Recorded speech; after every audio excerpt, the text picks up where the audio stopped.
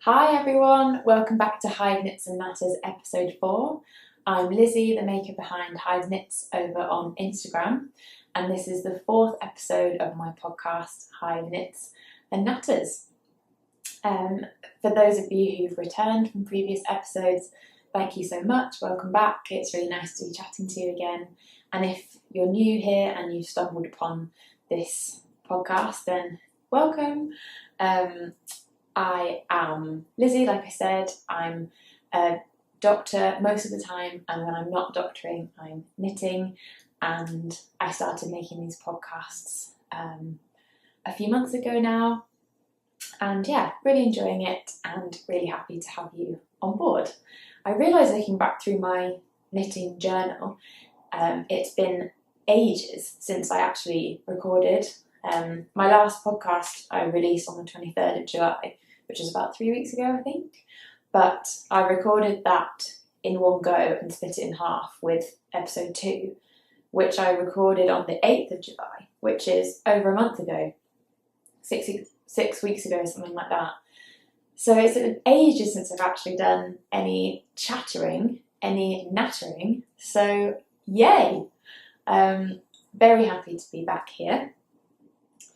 I thought I would start with some chatty bits. I've got a few bits and bobs to share. Some of interest, some maybe not of interest, but if you're here for the knitting hardcore chat only, then obviously please feel free to skip this nattery bit. I will put the timestamp for the beginning of the knitting chat in the description below. But if you're here for the natter, then great stuff. So, first things first, I'm actually recording this on a new camera. Woo woo! Really kindly, one of my friends who's taken a great interest in my YouTube and podcast offered to lend me a camera, proper camera that they no longer use. Prior to this episode, I've been filming on my phone, which has been mostly fine. I learned a few lessons the hard way the first time we used it. Like, it used up all my storage, I accidentally recorded it in 4K, which wasn't really necessary, and then took ages to upload, etc. But Tom, my friend, thank you so much, he's offered to lend me his camera. It's a very fancy pants one, looking into the lens now. So we'll see. Hopefully, I guess the quality should be a bit better. So yeah, bear with. If it looks different, then I'm recording on my fancy pants new camera. Let me know what you think, which you prefer. The next thank you is to everyone watching. Thank you so much. At some point between last recording and now, I've crossed the 1,000 subscriber mark, which is amazing. I literally did this the first time on such a whim. You'll know if you've watched previous episodes that the first episode I recorded was after a night shift. I was trying to stay awake. I was looking for something to keep me from falling asleep and ruining my sleep-wake pattern forever. And I just thought, I'll record a podcast, as you do. Yeah, I never expected it to grow so quickly. I didn't even get organised enough to do anything to mark the 1,000 subscribers. I know some people do giveaways and bits and bobs like that, but it kind of just snuck up on me, to be honest. So thank you. Yeah, dead chuffed. I'm just looking down at my notes here, that's why I keep looking over here. That kind of leads me on to the next chitty chat bit. I didn't know anything about the world of YouTube before I started doing this, obviously. I watched YouTube videos and I watched other people's podcasts, but I didn't really understand how YouTube worked. And I didn't realise that once you cross certain milestones, you can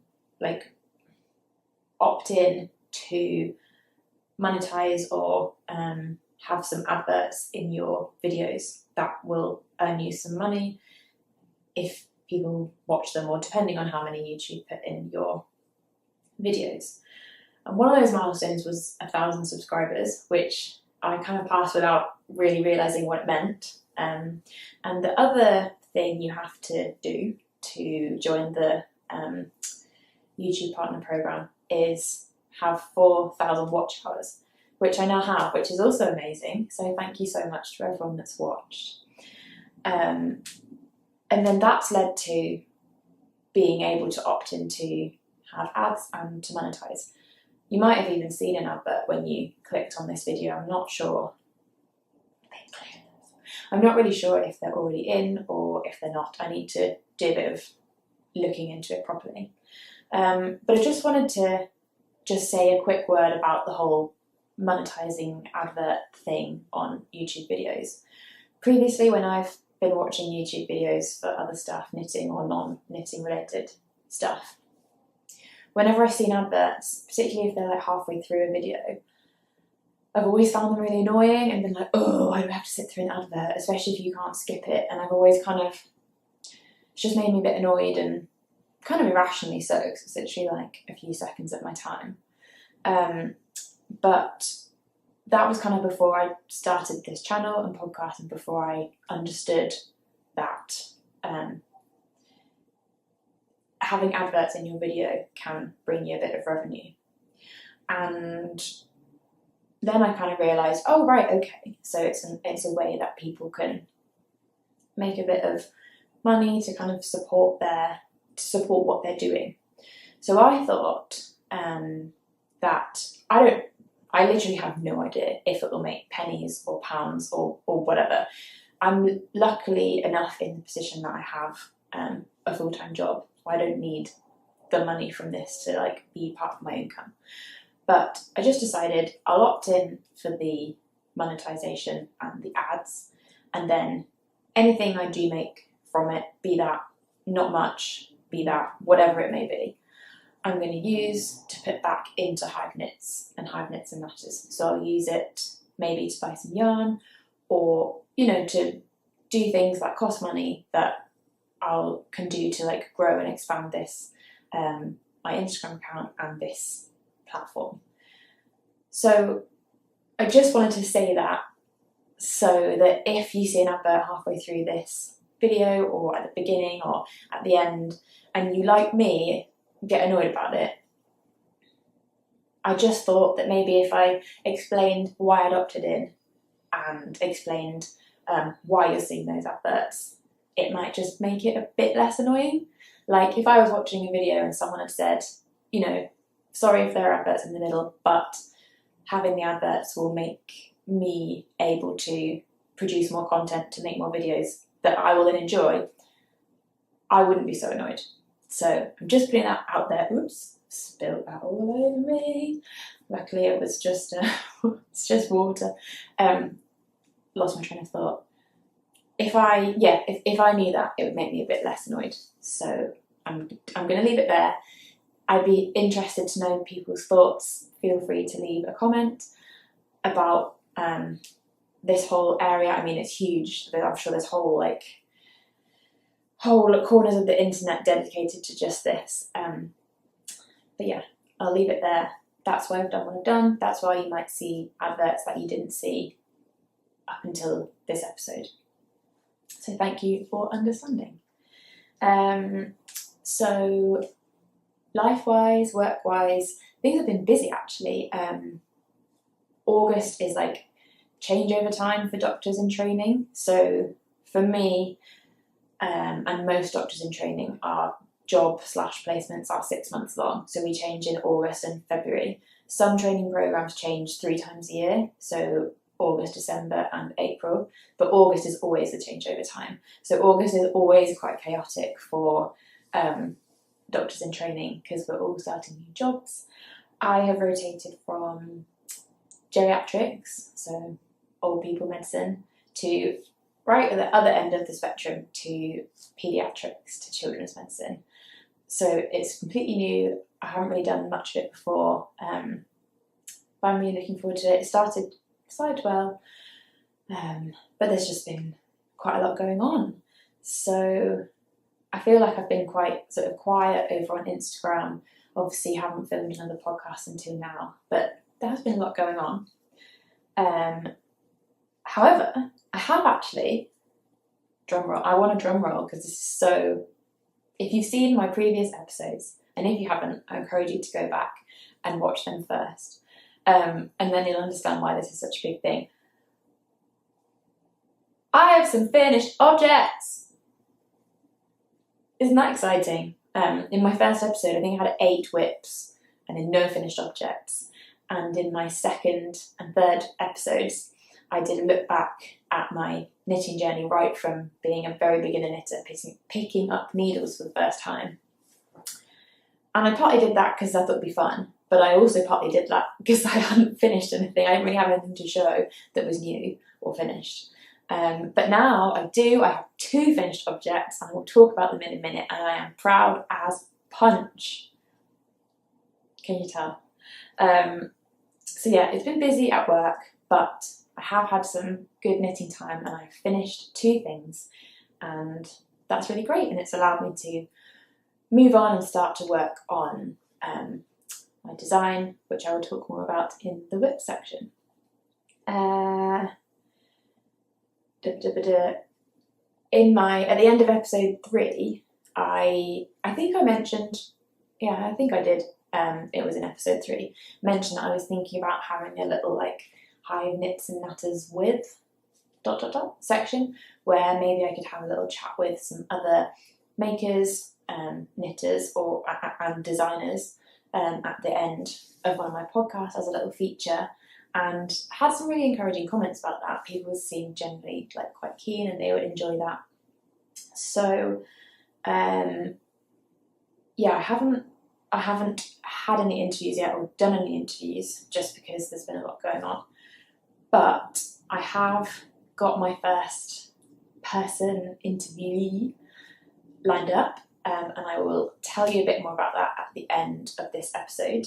But yeah, that's very exciting. I think it'll be a fun little addition to Hive Knits and Natters. Probably won't do it in every episode because just finding people and having the time to record the interviews and stuff will probably take a while. But yeah, something I'm looking forward to like extending this podcast into. So yeah, more about that and who the first guest will be at the end of this episode. So that's probably all of the chit chat, non-knitting related chit chat. I am going to do now a podcast shout out.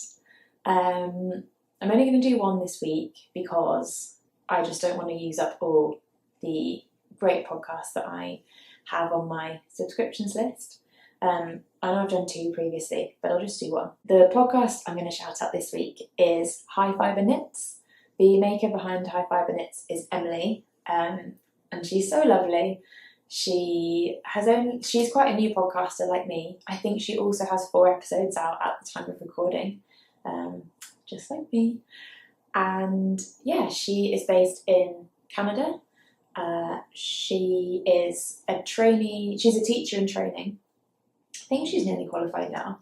And then she does knitting as well as her hobby and shows all her lovely projects in her podcast. She's also over on Instagram at High Fiber Knits.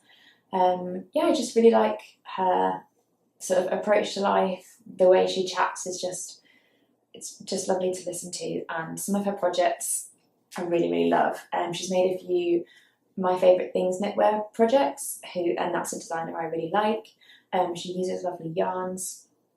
I would definitely recommend checking out her podcast, and it's really nice to support new podcasters as well. So Emily, yeah, go and follow Emily, go and give her podcast a watch.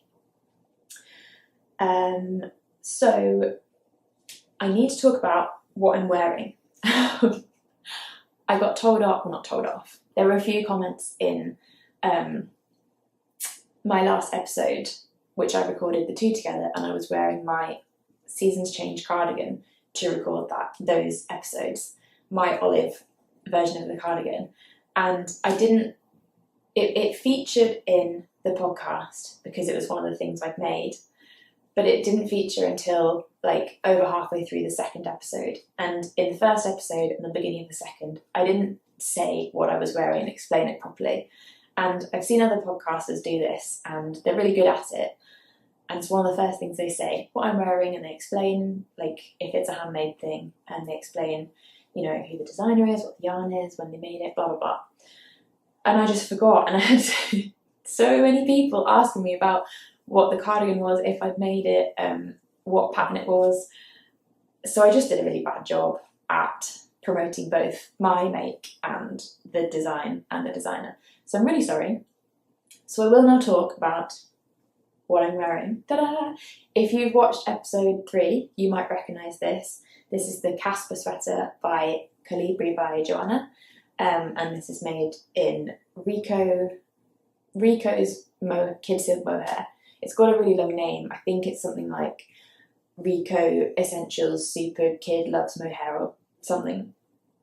It's very long-winded, and it's in the shade Aqua.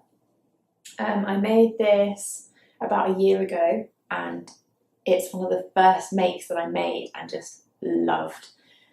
I feel like you reach that point, I don't know if you've experienced this or if it was what the make was when this happened to you, but I feel like you reach a point in your craft where you're like, yes, I am competent and I really like what I've made. Because, you know, as you'll probably know from watching my beginner knitter journey episodes 2 and 3, there are some things I made which were more for the process of making them and learning, rather than, you know, the finished object I was proud of, but I didn't like love it as in like, I will wear this forever, wow, type of thing. But this is one of the things that I've made and I really, really like. The best part about it is the back, because if I turn around, hopefully you can see.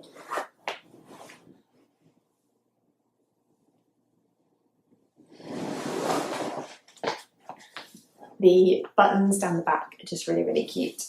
And I chose the leopard print ones because I think they're just quite fun. They are from a maker on Etsy called Maynard Millinery, which I always really struggle to pronounce. So yeah, that is what I'm wearing. I've remembered to say it. Well done, me. So, let's talk about my finished objects. Feels so good to say that. I have 2, and I will tell you about them right now. Put that there. Okay, so the first one is the popcorn cardigan, which I was making, well, was on my enormous whip list in episode 1. So I don't have it with me because as soon as it was finished, I gave it to its new owner. I was making it as a request commission, and it took me far longer than it should have done. So I kind of hoped I might maybe have it to do this episode, but I was already quite behind with it, so I just got it finished, blocked, and sent off and given to its new owner pretty much as soon as it was done. But I'll put some photos in. Yeah, I was really pleased with how it turned out. They're so cute, these tiny little cardigans. This one was the second smallest size. I think it was like 6 to 12 months or something, so it was really dinky. It's by Sweet Dreams Studio, who are on both Instagram and Etsy if you want to check them out. They have some really sweet kids and baby patterns. And I made it using Drops Merino Extra Fine yarn in the colour Pistachio. It's one of a series of cardigans. If you look back through my Instagram feed, or you probably know from episode 1 that this is the second popcorn cardigan I've made, and the third kind of in a little series. I essentially made the first one as a commission for someone's toddler, and then as a significant birthday present for the toddler's mum, I made an adult version and added in some kid silk to make it just a bit more special. And then the toddler who had the original cardigan, her friend's mum wanted one so they could match. So that's why I made the second popcorn cardigan, just in a slightly smaller size. So I have kind of made 3 of those kind of cardigans. It's a lovely pattern. It's like a top-down raglan cardigan that's knit back and forth. It's not, the baby ones aren't knit in the round, they're knit back and forth, no steeking. And the adult one was the popcorn bomber by a Nordic Knitting Tale, and that was made knit in the round with steeking, which was probably better for the adult size one because it was a lot bigger and would have taken longer knit back and forth. So knitting that in the round and then steeking it was probably the right thing to do for that one. But it was all right to knit the baby ones back and forth because they were so much smaller. The thing that made them a slower knit was definitely the bobbles. I think I'm done with bobbles now. I think I'm over them. They are really cute and I think they look really adorable, but they are fiddly. I've got quite quick at them now because I've done so many, but they are fiddly, and especially on the tiny like baby toddler cardigans on the sleeves because you're using double pointed needles. They're just very fiddly to do, but it looks really cute. I think they're very cute for children especially. So yeah, that is the popcorn cardigan, done and dusted and shipped off to its new owner. Haven't had a picture yet of the toddler in the cardi, but I have been promised one, so I'm sure she'll look very, very cute. Matching with her little friend as well. So that's finished object number 1.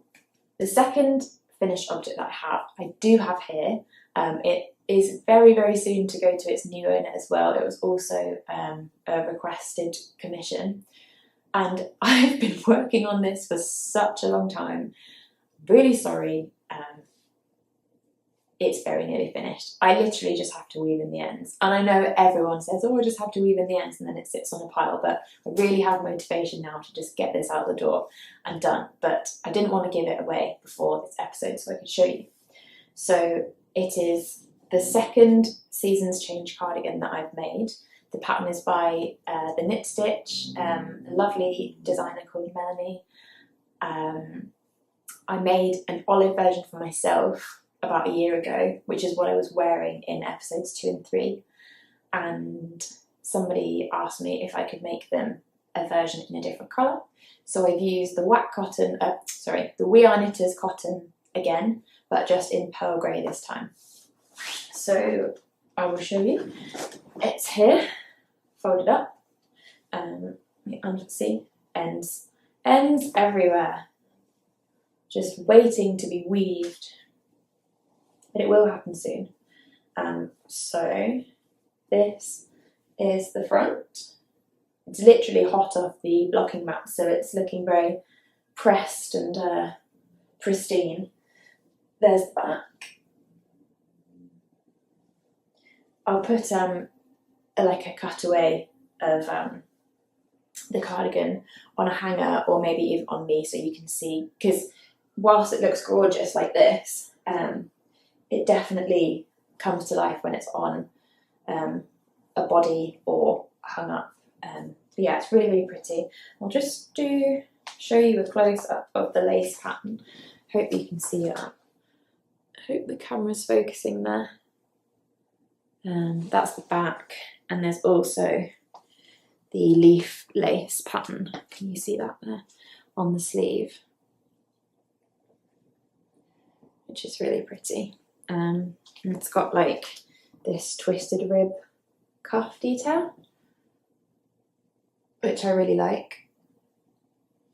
And then like a garter stitch. It wants to fold itself in, like, don't do that, don't curl. That's why I blocked you. Garter stitch edging to the front panels. So the front panels are in stockinette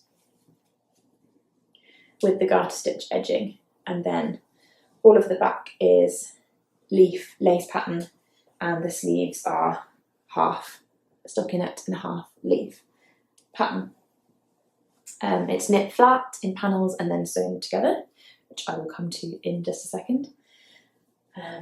Yeah, beautiful. Really like the pearl grey colour.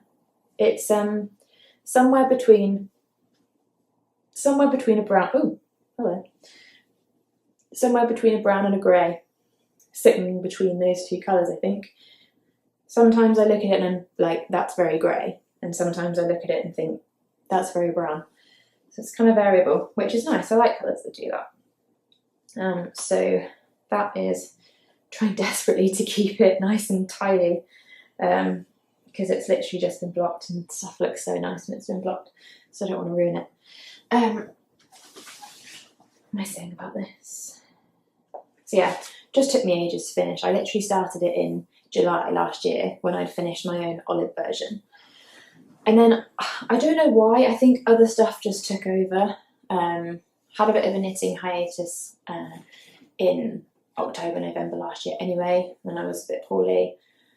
And then, like, December was kind of taken up with, like, winter and Christmas knitting. And then, yeah, I'm out of excuses. I'm really sorry, Amy, it's taken such a long time, but it is now finished. I think as well, like, say it's taken such a long time to make, but it's a lot of knitting, like a lot of knitting. It's a long cardigan. It's not even hip length. It's kind of like bottom of bum length on me, and I'm kind of 170 centimetres, like on the taller side of average probably. So that's like it is a lot of knitting. Like, it's a lot of stockinette for the front panels. It's a lot of lace for the back, which is literally neck to the bottom lace. And the sleeves are like they're quite wide sleeves. They're quite poofy sleeves. So it's just a lot of knitting. I think that's partly why it took so long. What have I written there? Oh yeah. And yeah, I'm not gonna lie, I just don't really like knitting flat anymore. I don't know if it comes to everyone, or some people do love knitting flat, I'm not sure. But I'm just such a knit in the round person. I think the whole time I was making that, I was thinking, oh, I should knit it in funnels, and I know that I've got to seam this up at the end. And it's just like a cloud that was like looming over my head. I knew I'd have to do the sewing. And when I was sewing it, it kind of reminded me, I was like, this is why I don't like knitting stuff that's flat. I hadn't seamed anything in ages, and I wasn't very good at it actually. It took me a few attempts to like get back into it. I do like, especially when you're doing it like stockinette to stockinette, and the panels are the same way, they're not like that, they're the same, vertical to vertical. There is something really amazing about that invisible seam mattress stitch, where you just kind of, sew, and then you do the pulling, and then the stitches just disappear, and the seam lines up, and it's invisible. There's definitely something really cool about that. The bit I don't like about seaming is when you've got like opposing edges, so you've got one vertical edge and one horizontal edge, and I can never get it to be that neat. It's okay on there, now it's blocked, but I always just find that it just seems really like either wonky, or there's like a weird overlap because the seam's sitting strangely, and I never know how many stitches in from the seam edge to do the sewing, and it's not for me. I find it quite stressful. I think it's like because I'm a bit of a lot of a perfectionist. Yeah, it just takes me ages, and I end up undoing it and redoing it several times. So I'm really glad it's finished. It's a beautiful cardigan, and I hope the recipient will really like it. It's a lovely pattern. I love the leaf lace stitch. It's like genius. I think the result looks beautiful. But for me, what counts against this pattern is that it's just knit flat, and that's not how I like to knit anymore. Which is, there's no getting around that. But that's nothing against the pattern. It's beautiful. And yeah, I'm really, really proud of that. I'm really proud that it's finished. And that's my second finished object ticked off. So let's talk about WIPs. Works in progress, or work singular in progress, because I'm only going to talk about one today. Mainly because I've been focusing on getting those two projects finished, the two cardigans.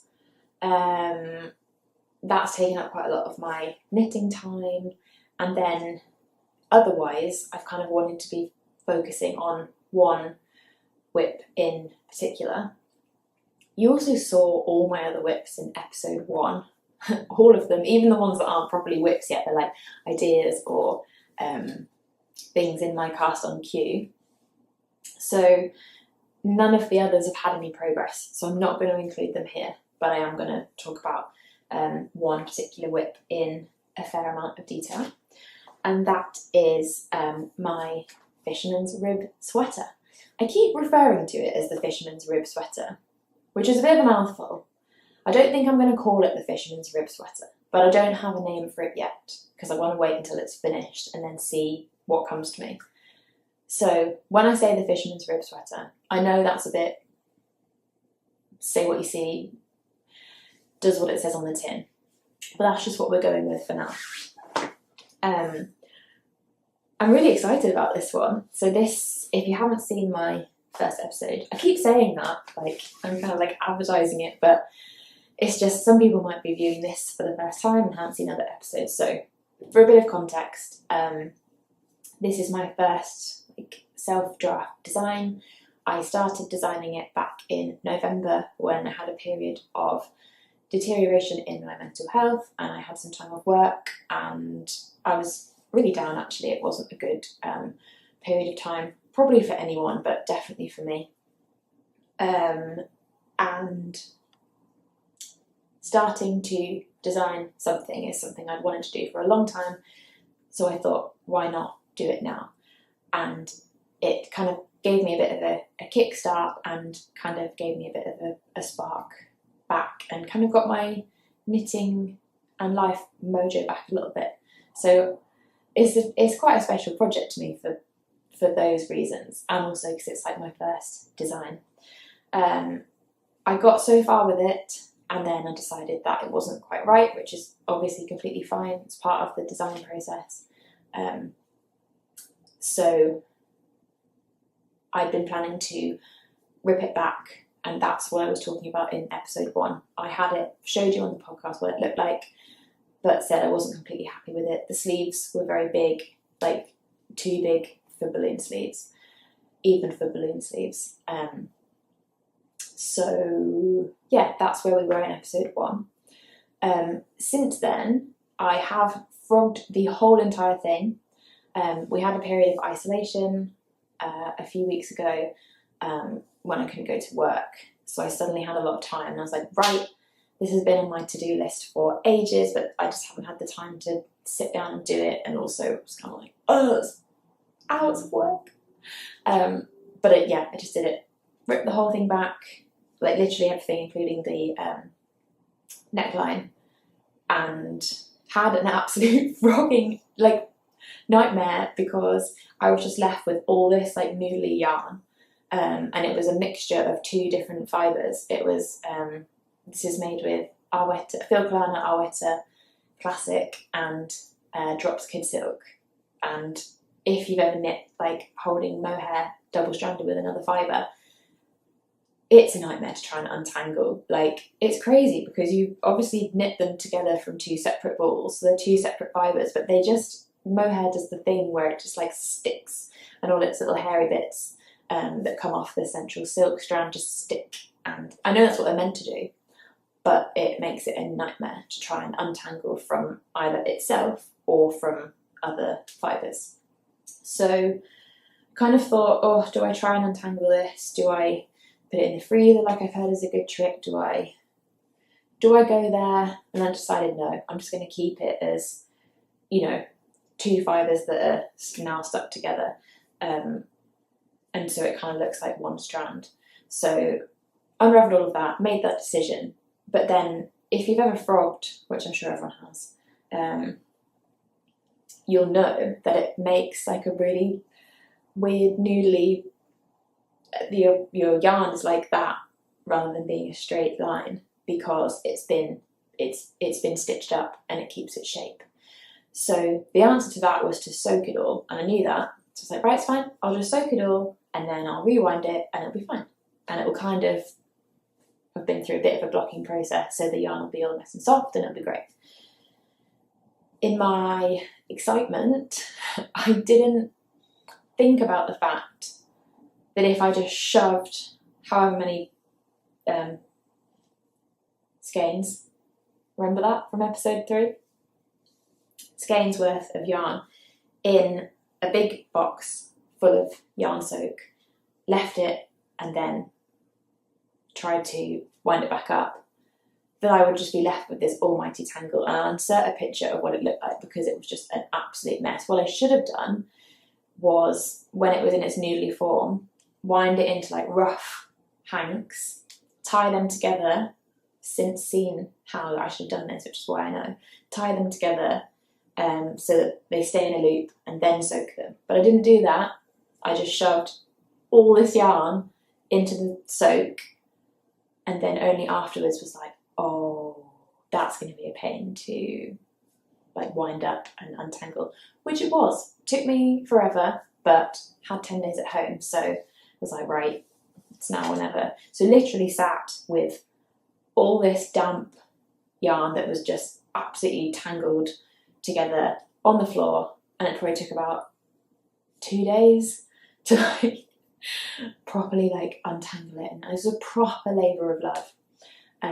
But I managed it, wound it into like really loose hanks, and then hung it up on like a washing clothes rack thing to dry. Luckily we had some quite nice sunny weather, so it didn't take too long to dry. It was everywhere. It was out on the washing rack, on our balcony, it was over the towel rail. It kind of took over, and there was like definite, like, you know that damp yarn smell? Every fibre crafter will know the damp yarn smell. Yeah, that hung around for a bit, but I'm so glad I did it. It was definitely so worth it, and now I've made a few tweaks and I'll show you where the sweater is at now, and I'm like so much more pleased with it than I was before. But yeah, it was a process, but I've learnt to bundle my yarn up properly and tie it up, not to allow it to tangle like that if I'm going to do it again. So if anyone's watching this and is just about to frog a massive project and soak their yarn, please learn from my mistakes, because I promise you it will save you a lot of time and a lot of stress. So if I've managed to save anyone from that, then even one person, then I'm really, really glad. So after chatting on for ages about that, I'll actually show you my whip. So it's just down here. Oh, there we go. Bit good. Let me just here. Ta-da! We have. Oh no! Thought I'd untangled that. It's just always something, isn't there? It gets tangled around itself, or stitch markers, or yeah. There we go. You can kind of see that now. We have a yoke and most of the sleeve. Yeah, I think this looks really nice. It probably looks quite similar to how it looked previously, but I'll explain the tweaks I've made. So like I said, this is made with, ta-da! This is made with Filcolana Aweta. This is in the shade Marzipan. It's a really lovely, like, mild, creamy white shade, just a really nice neutral. I definitely got like Insta-influenced with regards to this. I think last winter I just kept seeing everything was in Marzipan shade. Like, I think Filcolana do this shade in a few of their yarns, like their Peruvian Highland wool, this, a few others. And I was like, oh, I need to make something in Marzipan. Love a good neutral, and this is, yeah, just a really nice colour. This is a mixture of merino, superwash merino and nylon, I think, which is making me think it's actually a sock yarn. But I kind of picked this out before I really knew what that meant, but it's really, really soft. And then when combined with the kid silk mohair, which is, drops as well. This is in off-white, which is shade number 1. I think it's a 70-30 silk mohair mix. They just make a really nice fibre when they're together. It's got a nice little halo. I don't know if you can see that there. Put my hand behind. Yeah, a really nice fuzzy halo because of the mohair, and then the actual colour of the yarn. It is kind of mild, because of the marzipan sort of tonal shade anyway, but because there's that off-white strand of mohair running through it as well, you can definitely see little areas with where you just see flecks of white, which I think is nice. So yeah, the body is in stockinette, as you can see, and the sleeves are in half fisherman's rib now, and I'll come to that in a second. It's a raglan top-down design with let me remember. Is it a 3-stitch raglan? I think it is. 3-stitch raglan, which is quite a chunky raglan. Folded collar, that's the other sleeve. And yeah, quite big balloon sleeves. I decided to do the yoke and then do a sleeve because that's the bit that will require the most sort of input and thought, A, because of the stitch, and B, just because of like any shaping. And once I've done one sleeve, obviously the other one will be the exact same, but mirrored, and then the body will just be mindless stockinette and then some bottom ribbing. So I thought, right, the most like time consuming and brain consuming bit of this is going to be the sleeve. So actually this morning I got all the way down to where I'm going to start the cuff. So done some decreasing. You can't really tell actually. Bring that closer to the camera. Oops. Don't know if you can see that. But I actually have done the decreasing this morning, and that's ready to start the cuff ribbing. So that will make, what has gone on there? Oh, some tangling. Even more tangling, sorry about this.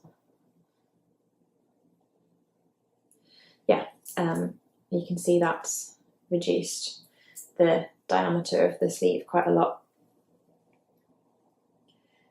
to make a nice balloon effect. What changes did I make?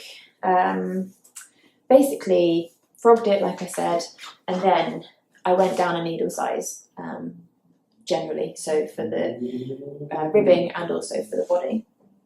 The ribbing was originally in 3.5, I think, and everything else was in 4.5mm needles. So I went down to 3 and 4mm needles respectively, and it's just made a much nice. I like the feel of the fabric more. It's a bit tighter, it's a bit less gapey and drapey, but the main difference that's been made is in the fisherman's rib on the sleeve. So I think a combination of reducing the needle size, and this is actually now in half fisherman's rib as opposed to fisherman's rib. The difference being that you knit the half fisherman's rib by, in your first row, knitting into the stitch below, then doing a normal purl and continuing. And then on the wrong side, just doing normal knit 1, purl 1, knit 1, purl 1, with full fisherman's rib, OG fisherman's rib. You knit into the stitch below and normal purl, and then on the back side, on the wrong side, you would purl into the stitch below. So it's slightly different. The half fisherman's rib just gives a bit of a tighter stitch, less gapey and drapey and stretchy that way and that way, because I guess on the wrong side you're doing like a normal 1x1 rib, so it just keeps everything a bit tighter. And yeah, I'll show you the two swatches. I kept my original swatch from Go number 1. and there's actually quite a difference. So this is swatch number 1. This isn't blocked, so it probably actually would stretch even more. And this is using 2 different needle sizes. I can't quite remember which is which because I didn't label them. I think this is 4 and up here is 4.5, and I ended up going for the 4.5, but I probably should have stuck with the 4. But you can see in the fisherman's rib that it's very, very stretchy that way, and it's very, very stretchy that way. And like I said, this isn't blocked, so it definitely would stretch more post-blocking. But sort of with any garment, it has its own weight, doesn't it? Like, and even on the swatch, it's stretching quite a lot. But if you imagine that on like a sleeve and the weight of the sleeve, especially up by the shoulders, which is where you get the stretch because of the gravity pulling the bits that are lower down, like lower down the arm and the cuff. This just stretches so much, which is, it's a good quality of a stitch to have some stretch, but it's also bad. And in this situation, particularly width-wise, it stretched so much, and that's what was making my sleeves so massive, and they would have been even bigger when they'd been blocked.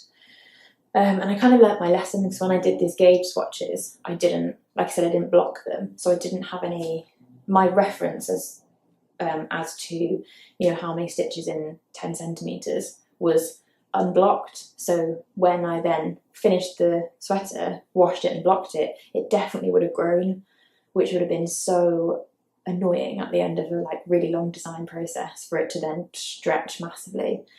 So yeah, definitely learnt my lesson there. And I'm glad I managed to like realise that when I'd not done that much. I'd done a lot of work, but not loads of the work. Yeah, probably caught it at a good time. You can see that the full fisherman's rib is reversible. That's the right side, sorry. That's the wrong side. It looks the same. So this is the swatch with the half fisherman's rib. So the swatch is smaller, but it has been blocked. And you can see the main difference is, obviously it's on a smaller needle size, but there is stretch, don't get me wrong. And there is stretch that way, and there is stretch that way. But it's just a lot neater. It doesn't have as much give. It isn't going to stretch any more than this because this is already washed and blocked, this swatch. And I just think it looks neater, looks a bit tighter and a bit more like tidy. You can see the difference. So this is the bright side of half fisherman's rib, and that's the wrong side. I hope the camera's going to pick that up. It just looks different. You can see that doing the 1x1 rib on the back changes the wrong side. It's quite fun of it in and of itself, actually. The wrong side, right side, wrong side. So this is swatched on 4mm needles, which is what I've actually gone for in the end. And yeah, massive difference if I hold them together. You can see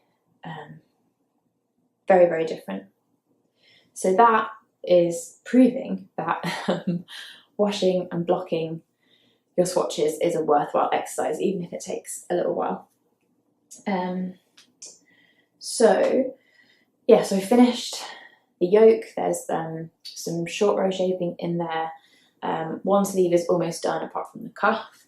It's actually quite hard to like design and get your measurements in your head with fisherman's rib or half fisherman's rib, because obviously this is unblocked. So the way it looks now is not the way it will look when it's blocked. Like you see there's so much stretch in this, and the stitches really change. Like that's them unstretched, and then that's them stretched. I think they look really nice when they're stretched a bit, and it will also stretch this way a bit. You can see. You can see compared to, where is it? Like compared to the swatch. Let's hold it right way around. Is that the right way around? That's quite different. So essentially it's going to grow a lot when it's blocked. So I've had to try and like design the sleeve with that in mind. And like as it is now, it was really weird doing the cuff now because it's really short. Like it's only sort of like mid forearm length, really. It's weird to be doing a cuff there, but if my calculations from my blocked swatch are right, that should be cuff length when it stretches out, when it's blocked. So it's a bit of a we'll see sort of situation. I don't know whether to block what I've done. I don't know if you can just block bits of garments or not. I think I'll probably just have to take a leap of faith on it. But yeah, I'm like trusting my measurements and my my blocked swatch to really hope that that cuff is now going to be at the right length when it's finished. So we'll see. But yeah, I like how it's looking so far. I think it will be lovely when it's finished. I'll put a little insert of this hung up on a hanger so you can see it a bit better, and maybe of me with it on with one sleeve as well. That'll be fun, so you can see properly. But yeah, stay tuned. I'm really hoping that if this all works out, I'll be able to get it to test maybe in the autumn. That would be amazing. I'm probably getting a bit ahead of myself because it is just a yoke and one sleeve at the moment. But I do feel like this is the hardest bit, like the most thoughts had to go into the sleeve, so I can just copy everything again for this side. And then, like I said, this will just be mindless stocking it in the round till I reach desired length and do some bottom ribbing. So this is what I mean, by the way, about when I wound them together in a ball. So these I hadn't used yet, so that's why these are still separate. But this is the yarn wound up in a ball, the two fibres together. Yeah, just couldn't bring myself to try and separate them. So, do I have anything else to say on that? Yeah, I think that's all I have to say about that. So that is my current whip, which is taking like all of my focus at the minute, which is fine. That's what I want it to do. Let me know what you think. Yeah, really hope you like it. Yeah, that's my only whip, so we'll move on to acquisitions. I don't have loads to talk about, just a couple of things. So these acquisitions were actually all gifted, which is really kind of the individuals who've sent them to me. So I will mark this video as including a paid promotion, so as to fit in with all the guidance and do things properly. So my first acquisition is some beautiful, beautiful yarn. This is the Sandnes Garn Cos in this amazing colour. It doesn't have a name, which is a shame. It's 8521, but it's like a beautiful sort of sage green colour. I honestly think that if I was a colour, I'd be this. So this was gifted to me really kindly by Simona at Knit Yarns. She posted that she'd got some of this into her shop because she's recently started stocking Sandnes Garn yarns, and she's getting more and more of their lines. And I kind of like replied to her story and was like, oh wow, that's amazing. And then she really kindly said that she would send me some, which was like really, really generous. Definitely didn't need to, but like, thank you so much. And this colour is just stunning. So what a babe Simona is. I've already talked about how much of a babe she is before, but yeah, thank you so much, it's really appreciated. I'm wondering what to make with it. I did post on my Instagram about this, and I had some really interesting replies with people suggesting some patterns to make. So some people suggested the cardigan number 7 and the sweater number 5, both by my favourite things knitwear. I'll put some pictures up so you can see. A couple of people mentioned the Chunky Dahlia by Lena Holmes Samso. Probably butchered the pronunciation of that, really sorry if I have. And someone also mentioned the Gabrielle Cardigan by Gregoria Fibers. They all look stunning. I've definitely seen some of the patterns before and they're already on my to make list. And I can definitely see that they'd be gorgeous in this fibre and colour. Oh, I should have said actually what the composition is. So it's 62% baby alpaca, 9% wool and 29% nylon. And it's one of these sort of chainette blown yarns. It's very similar to Drops Air, which I've used before, and Feeling Good yarn by Wool and the Gang, which I've used before. But I know there are other yarns by other companies who kind of use a similar kind of composition. It's really, really soft, and I imagine it will be really, really warm. So yeah, maybe I'll make a pattern, maybe I'll use it to design something else of my own. I had a few ideas. This is the trouble, isn't it? Once you start thinking about designing, like, just have all these ideas and not enough time to execute them.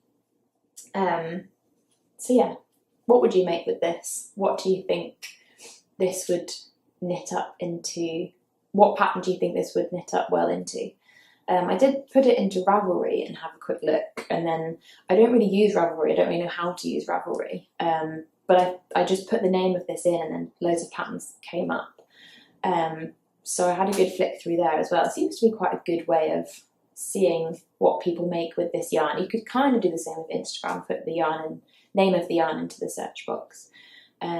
What do people think about Ravelry? I feel like there's a whole split in the in the knitting community of like people who use it and people that don't. And I feel like people that use it amazingly, like proper understand it and have like chats and groups and all sorts of stuff on there that, and I just don't, I've never really got into it. I find the interface I find it a little bit difficult, but maybe I should give it a bit more time. What do you think?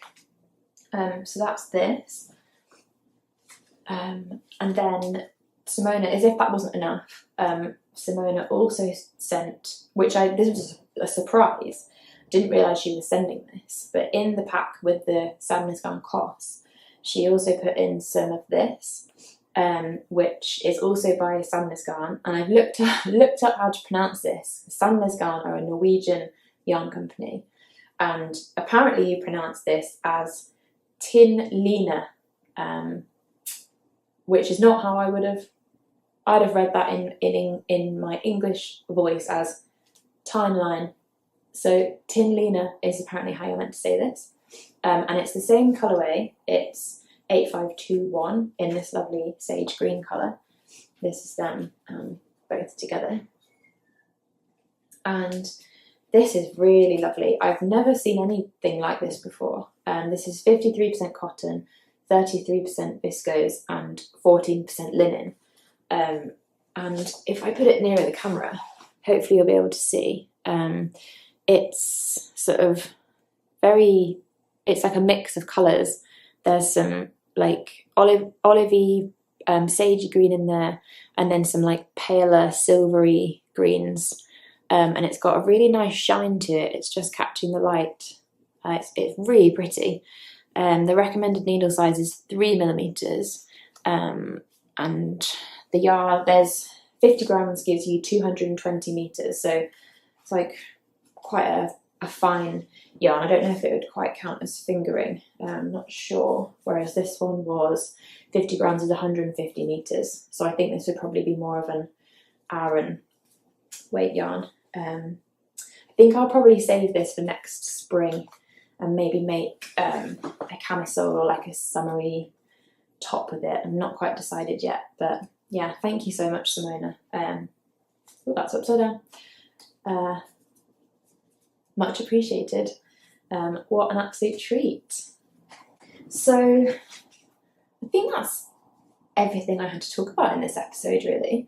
I've no idea how long I've been yakking on for. On this camera, it doesn't tell me the total, so who knows. But yeah, I really hope you enjoyed episode 4.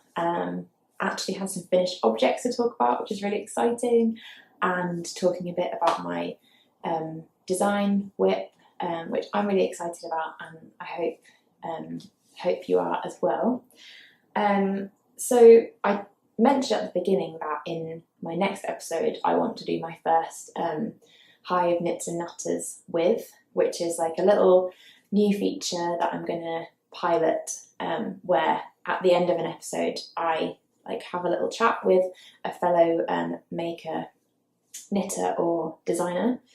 And very excitingly, I've got my first guest lined up for the first of Hive knits and natters with, and she is someone I'm really, really excited to have on. We've been friends on Instagram for like as long as I have had my Instagram knitting account.